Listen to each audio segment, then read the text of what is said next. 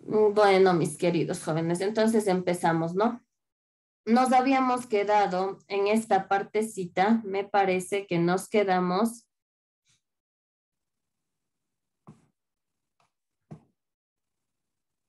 me parece, si no me equivoco, que nos quedamos en esta parte. Sí. Sí, perfecto, ya, listo. Entonces nosotros primerito vamos a recordar un poquito, ¿no es cierto? Habíamos dicho en la clase anterior que todo tuvo un pretexto y el pretexto fue el asesinato del archiduque Francisco Fernando de Austria, ¿no es cierto? Habíamos dicho que este sedio desencadena todos los acontecimientos que van a traer posteriormente, ¿no es cierto? Decíamos, si le di clase, por favor vaya participando y vamos colocando nota, ¿no? Señorita Rodríguez, vamos. Anteriormente nosotros habíamos dicho que las autoridades habían acusado a Serbia, nos instigado contra el asesinato al archiduque, lo cual detonó que le pongan un ultimátum, ¿no es cierto? A lo cual Serbia había rechazado y esto provocó que provocó un conflicto, ¿no es cierto? Provocó que el 28 de julio Austria-Hungría, apoyada por Alemania, ¿qué pasa? Le declare la guerra a Rusia, ¿no es cierto? Habíamos dicho hasta ahí, a Rusia, a Serbia, perdón, que estaba apoyada por Rusia. Hasta ahí, estamos claros, yo ya le di esto en la anterior clase. Decíamos nosotros que este atentado lo había protagonizado un estudiante bosnio que había sido miembro de la sociedad secreta Mano Negra.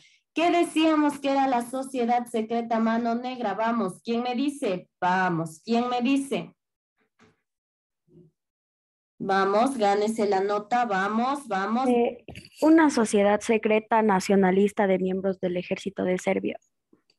Sí, vamos, Viteri, pero ya tienen nota, Viteri. Vamos, las personas que no tienen nota, vamos, las que no tienen nota son Barreno, Barros, Betancourt, Cajas, Casar, ¿quién más no me tiene nota? Cortés, Cuazapú, Díaz Fernando, no tiene Fernández, Guerrero, Lagos, López, Mendoza, eh, Salán, Toscano, no, Vaca sí tiene. Vázquez tampoco tiene nota. Molina, Díaz y Rodríguez Poli. Perdón, Díaz de Stalin sí tiene. Vamos, de los estudiantes que nombre para que se gane la Yo calificación. le hice. ¿Quién es? Salán. Vamos, señorita Salán. Era una sociedad que pretendía acabar con el dominio austrohúngaro. Bueno, podríamos decir que está también por ahí. Vamos.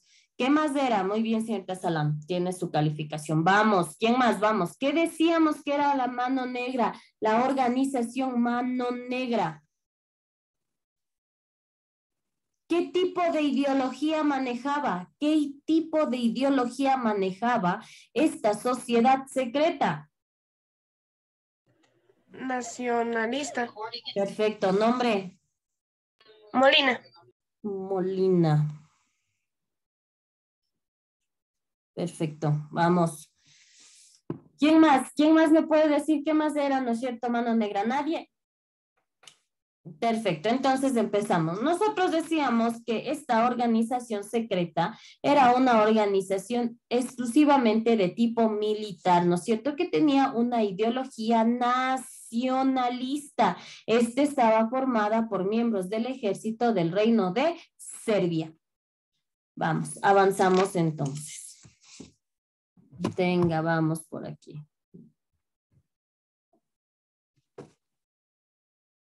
Vámonos por aquí, vámonos por aquí. Me queda perfecto. Porque algo nos pasa. Vimos causas sociales, causas económicas, políticas, la guerra, porque detonó. Ya, perfecto.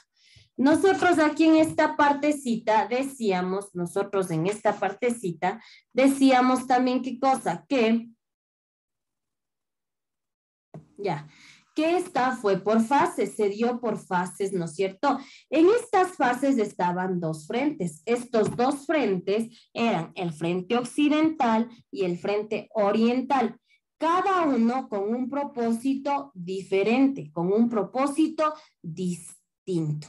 Hasta ahí dice, recibe el nombre de las operaciones de lectura. Michelle Molina, por favor. Recibe el nombre de las operaciones que tuvieron lugar durante 1914, contratadas en los esfuerzos alemanes para derrotar a Francia. Y ves conseguido esto, aniquilar los ejércitos de Rusia. Durante esta fase, los alemanes emplearon una estrategia basada en rápidos movimientos con el objetivo de sorprender a sus adversarios. Ya, es decir, mire, lo que le dije hace ratito, se forman estos frentes, ¿no es cierto? Cada uno con personas al mando. Vamos a verle aquí, déjeme le muevo por acá esto que me está estorbando. Ya, listo. Entonces tenemos en el oriental, tenemos a estos personajes, en el frente occidental. Falkenay, Joffre. ¿Quién más? Ayúdeme, Barreno, Melanie, vamos. ¿Quién más? Alfred von Sielfen, von Moltke.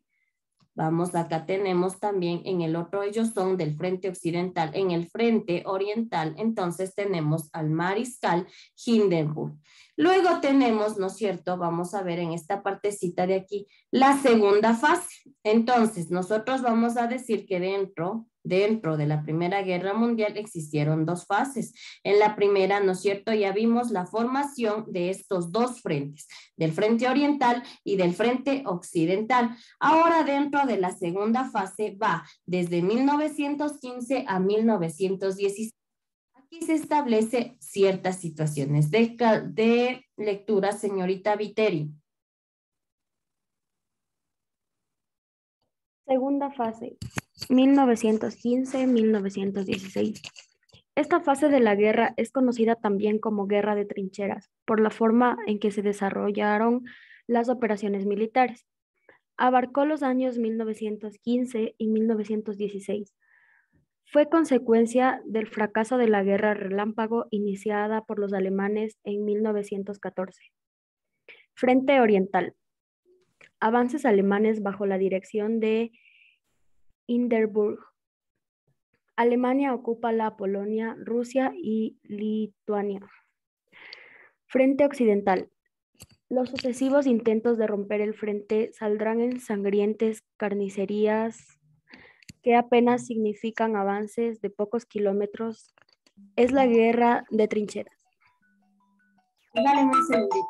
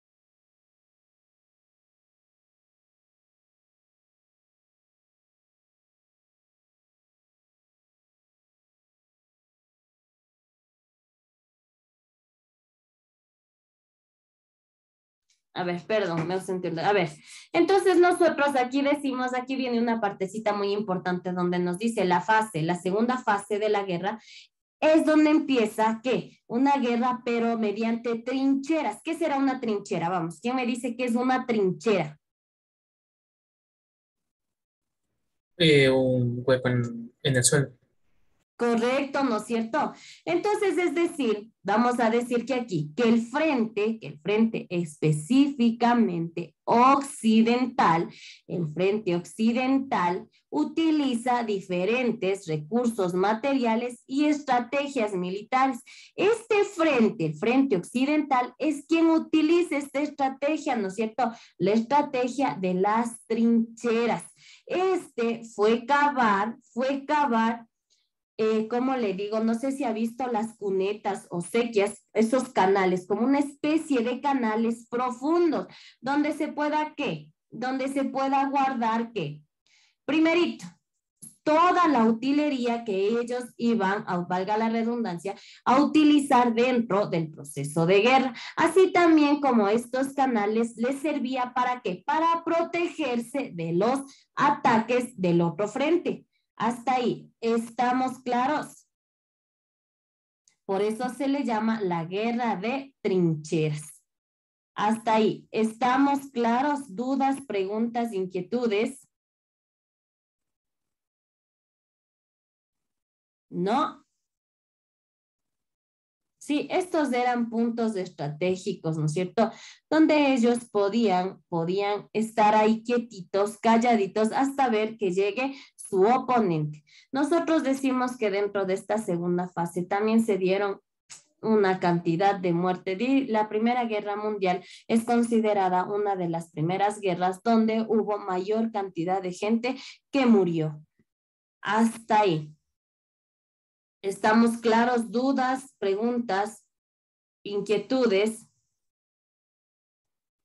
Verá, ¿cuál era el objetivo de estas trincheras? El principal objetivo o el objetivo principal era mantener el territorio bajo control. ¿Para evitar qué cosa? Para evitar que el enemigo pudiera conquistarlo. Ese era el objetivo principal que tenían estas trincheras. Hasta ahí. ¿Estamos claros? ¿Sí?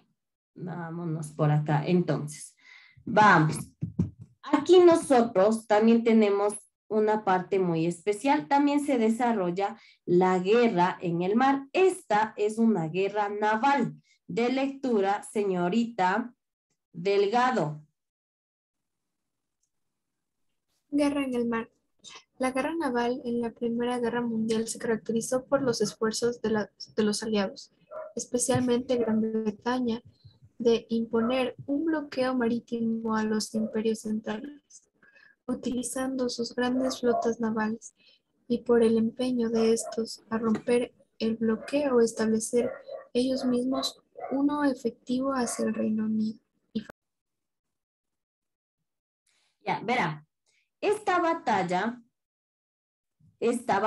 la guerra del mar, es la batalla de Jutlandia. Escúchame bien, la batalla de Jutlandia fue el mayor combate naval que existió o es considerado dentro de la Primera Guerra Mundial. ¿Por qué? Porque fue la única confrontación directa que se dio entre dos flotas de gran magnitud. Este es un evento considerado de gran magnitud que se dio entre dos flotas de toda la guerra, que enfrentó a la flota de alta mar de la Marina Imperial Alemana y de la Marina Real Británica. Se desarrolló entre estas dos flotas sumamente grandes. Hasta ahí, ¿estamos claros? ¿Cómo ha sido considerada esta? Esta aproximadamente se desarrolla entre el 31 de mayo y el 1 de junio de 1916, frente a las costas de Dinamarca en el Mar del Norte. ¿Necesita que le repita algo más? Por favor, dígame para volverlo a hacer. La fecha, Licen, por favor. Ya, perfecto, vamos. Entonces nosotros decimos específicamente que esta se desarrolla entre el 31 de mayo y el 1 de junio de 1916 frente a las costas de Dinamarca, específicamente en el Mar del Norte. Esta se le conoce como la batalla de Jutlandia. Hasta ahí, ¿estamos claros? Entonces decíamos que esta batalla se dio en sí entre dos flotas sumamente importantes, sumamente grandes.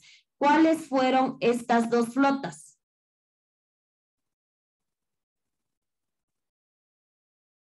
Decimos que estas dos flotas de toda la guerra enfrentó a la flota de alta mar, de la marina del Imperio Alemán y la marina ¿de quién? Y la marina de... y la Marina Real Británica. Hasta ahí, ¿estamos claros? ¿Desea que le repita algo más? ¿No? Dígame. ¿Cuál era el año 1900? 1916. Gracias. Ya, ¿estamos hasta aquí? ¿Estamos claros?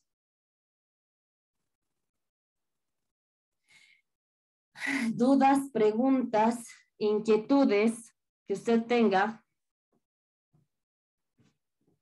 Nosotros vamos a decir algo más que usted debe saber. Vea, le voy a dar hasta la hora.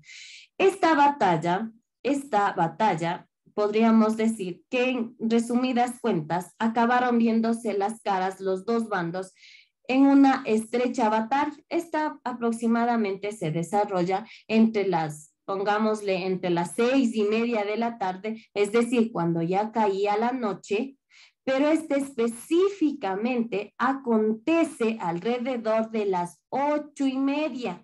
Aquí, ¿qué pasa? Como era ya de noche, resultaron hundidos los 14 barcos británicos y los 11 barcos alemanes, que generando grandes pérdidas de vidas humanas. Hasta ahí, ¿estamos claros? Entonces, a verse toda esta situación, ambos bandos reclaman la victoria. Pero ¿qué pasa? Los británicos perdieron más barcos y más hombres. Hasta ahí, ¿estamos claros? ¿Dudas, preguntas? No, avanzó. Perfecto. Vamos, aquí se da un acontecimiento especial dentro de la Primera Guerra Mundial. Y dentro de la Primera Guerra Mundial, nosotros vamos a ver qué se da ya para poner fin a toda esta guerra. Se da o se celebra la firma del llamado Tratado de Versalles. Tenga la bondad de lectura, señorita Vázquez o señor Vázquez. Trato de Versalles. No, Trato de Versalles fue... Tratado de Versalles.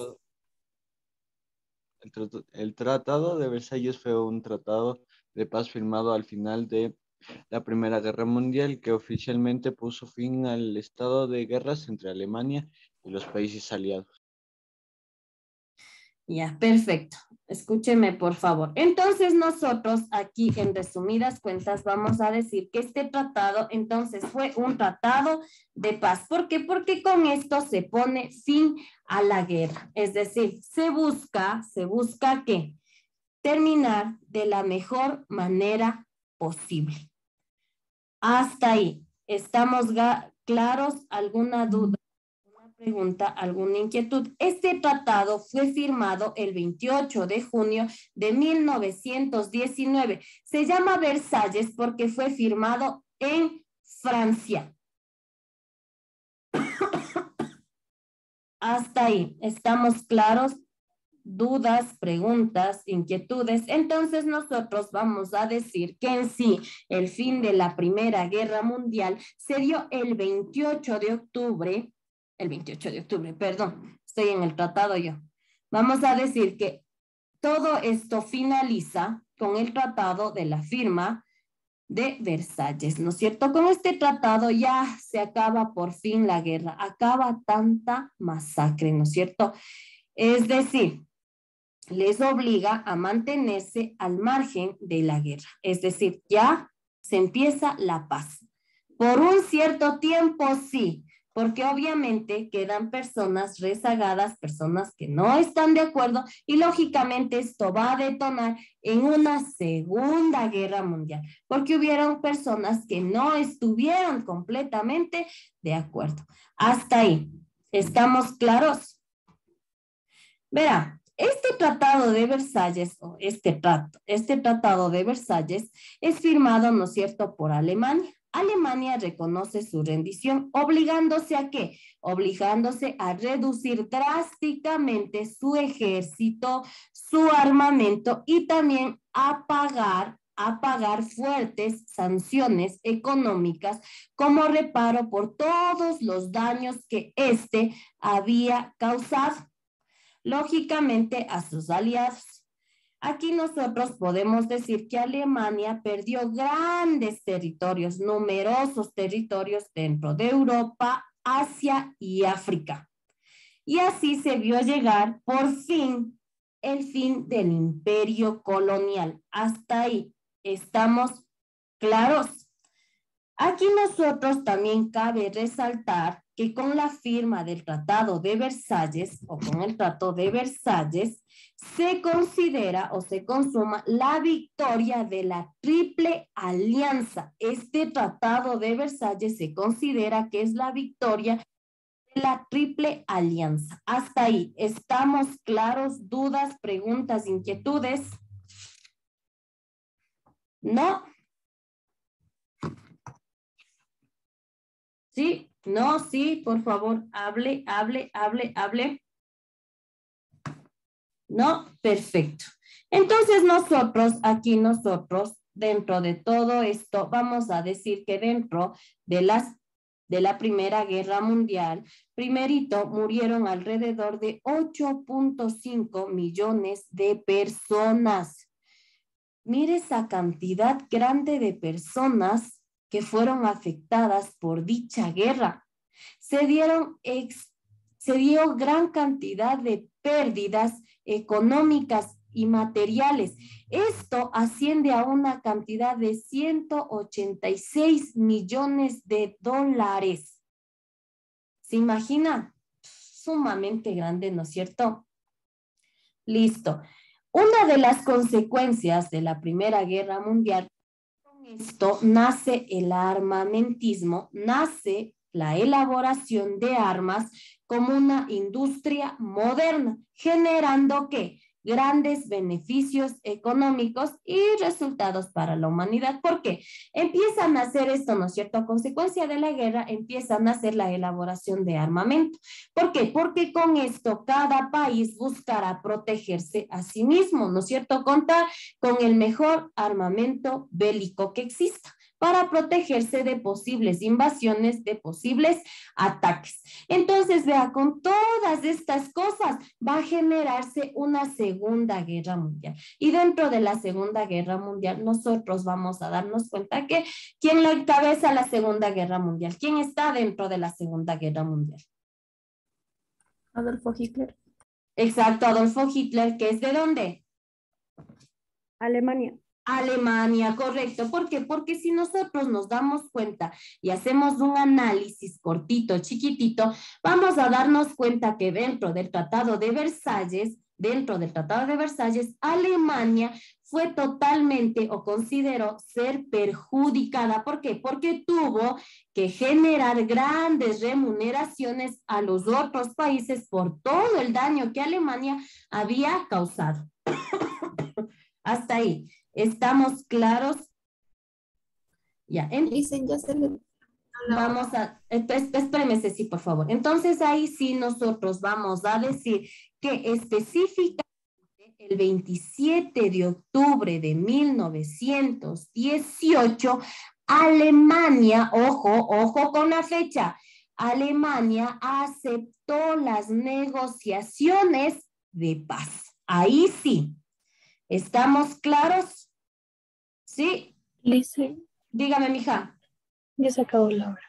Ya, bueno, y posterior a eso, como ya le dije, se da en el año de 1919 la firma del Tratado de Versalles. Hasta ahí, ¿estamos claros? Sí, no existen dudas, no existen preguntas. Listo, mis queridos estudiantes, que les vaya muy bien, cuídense mucho, estudien.